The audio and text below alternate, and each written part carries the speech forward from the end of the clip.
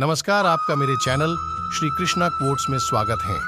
मेरे चैनल पे आपको श्री कृष्णा जी के विचार वाणी सुनने मिलेगी। श्री गीता का दूसरा अध्याय और महत्व।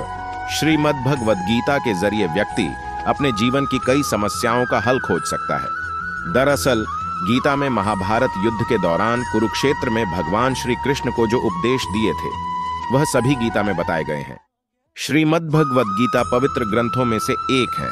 गीता में ज्ञान, भक्ति और कर्म योग को बहुत ही अच्छे ढंग से समझाया गया है।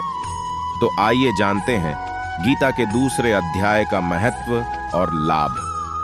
गीता के दूसरे अध्याय का महत्व। श्री नारायण जी बोले, हे लक्ष्मी, दक्षिण देश में एक पूर्ण नाम नगर था। वहां एक देव सुशर्मा बड़ा धनवान रहता था। वह साधु सेवा करता था। जब साधु सेवा करते हुए बहुत दिन बीते तब एक बाल नाम ब्रह्मचारी आया, जिसकी सुशर्मा ने बहुत सेवा की और विनय किया कि हे संत जी, कृपा मुझे श्री नारायण जी के पाने का ज्ञानोपदेश करो। तब ब्रह्मचारी बोले, मैं तुझे गीता के दूसरे अध्याय का पाठ सुनाता हूँ। देव सुशर्मा ने कहा कि गीता जी के दूसरे अध्याय को सुनने से कोई आगे भी मुक्त हुआ है? बाल ने कहा, मैं तुझे प्राचीन कथा सुनाता हूँ। एक आयाली वन में बकरियां चराता था और मैं वहां भजन करता था। एक दिन रात के समय अयाली बकरी लेकर घर को तला। मार्ग में एक सिंह बैठा था। एक बकरी सबसे आगे आती देखकर सिंह भाग गया। तब अयाली ये देख बड़ा आश्चर्यचकित हुआ और मैं भी वहां आ खड़ा हुआ।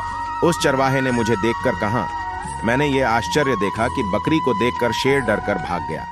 तुम त्रिकालज्ञ हो, ये वृत्तांत मुझे सुनाओ। संत ने कहा, हे अयाली, मैं तुझे एक पिछली वार्ता सुनाता हूँ। यह बकरी पिछले जन्म में डायन थी। जब उसका पति मर गया तब यह बड़ी डायन हो गई। जिस सुंदर बच्चे को देखती उसे ही खा लेती थी। शेर पिछले जन्म में फंदक था। वह पक्षी पकड़ने के लिए जंगल में गया। ये डायन भी वहां पहुंच गई। डायन ने उस फंदक को खा लिया। अब यह फंदक बन गया है, इसलिए बकरी को देखकर उसे लगा ही वह अब भी मुझे खाने आ रही है। तब अयाली ने कहा कि मैं पिछले जन्म में क्या था?